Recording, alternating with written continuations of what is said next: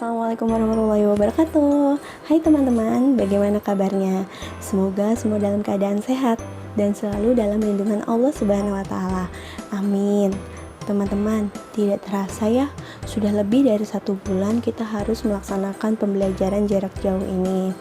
Namun itu semua demi kebaikan kita bersama, serta agar pandemi ini segera berakhir, sehingga kita dapat berkumpul kembali. Teman-teman juga jangan lupa untuk selalu mengikuti protokol yang dianjurkan oleh pemerintah, seperti menggunakan masker kemanapun dan dimanapun, serta menggunakan hand sanitizer ketika teman-teman harus berada di luar rumah, serta rajin mencuci tangan, menjaga imunitas, dan makan makanan yang bergizi. Teman-teman, kita lanjut ya ke materi. Hari ini kita akan mempelajari bersama-sama mengenai relasi makna. Sebelumnya, dalam relasi makna ada 7 topik yang akan dibahas. Yang pertama sinonim, yang kedua ada antonim, ketiga ada polisemi, yang keempat ada homofon, homograf, dan homonim, yang kelima ada hiponim dan hipernim, serta subordinatif dan superordinatif, yang keenam ada ambiguitas, dan yang ketujuh atau terakhir ada redundansi. Nah, teman-teman, materi kita hari ini adalah ambiguitas. Mungkin teman-teman sudah tahu apa itu ambiguitas karena kata ini cukup familiar di telinga teman-teman. Ambiguitas sering diartikan sebagai kata yang memiliki makna ganda. Pada konsep pengertian ini tidak salah, namun juga kurang tepat. Mengapa demikian? Karena pada konsep ini kita tidak dapat membedakan antara ambiguitas dan polisemi. Padahal ambiguitas dan polisemi adalah dua hal yang berbeda. Lalu bagaimana cara kita membedakan antara ambiguitas dan polisemi? Mari kita lihat di layar.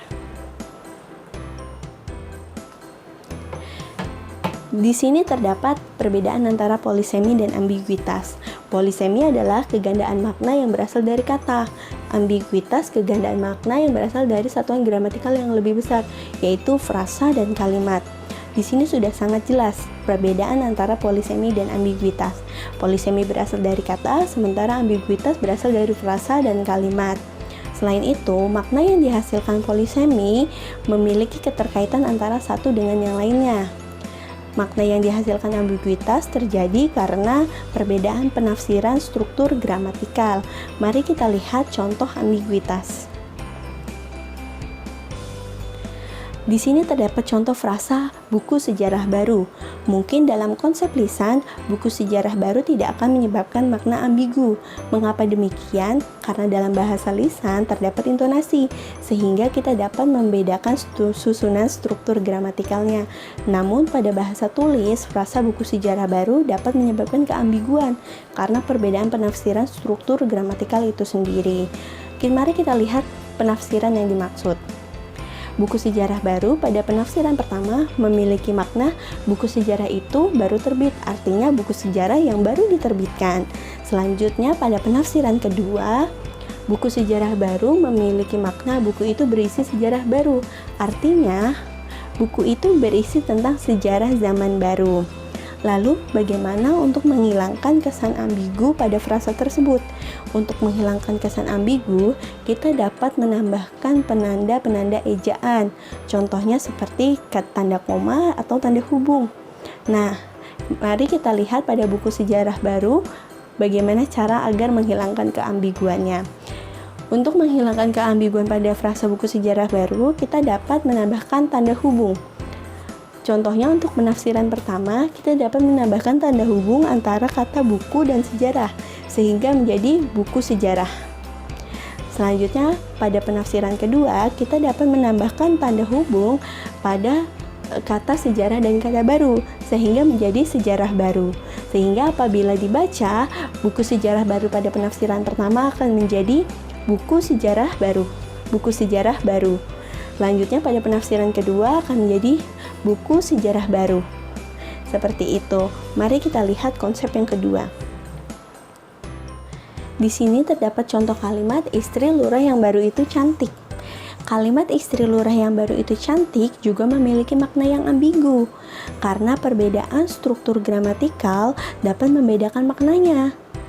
Pada penafsiran pertama, istri lurah yang baru itu cantik memiliki makna lurah yang baru diangkat memiliki istri yang cantik.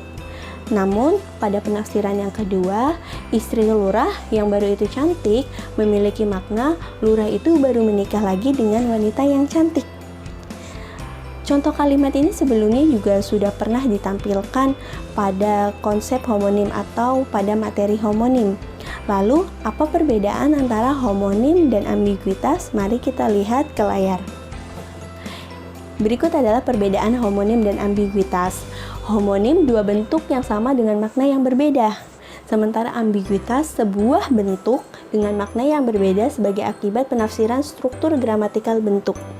Artinya di sini sudah sangat jelas beda. Homonim terdapat dua bentuk, sementara ambiguitas sebuah bentuk. Dan perbedaan makna terjadi karena perbedaan penafsiran struktur gramatikal. Selain itu, perbedaan homonim dan ambiguitas terletak pada homonim dapat terjadi pada satuan morfem, kata, frasa, dan kalimat, sementara ambiguitas hanya terjadi pada frasa dan kalimat. Dengan demikian, homonim dan ambiguitas juga hal yang berbeda, sama dengan polisemi. Polisemi berbeda dengan homonim, homonim berbeda dengan ambiguitas. Jadi ketiga hal tersebut adalah hal yang berbeda. Nah teman-teman, demikianlah penjelasan dari materi relasi makna tentang ambiguitas. Bagi teman-teman yang memiliki pertanyaan, silakan tinggalkan komentar di bawah video ini. Mari kita diskusikan bersama-sama pertanyaan dari teman-teman.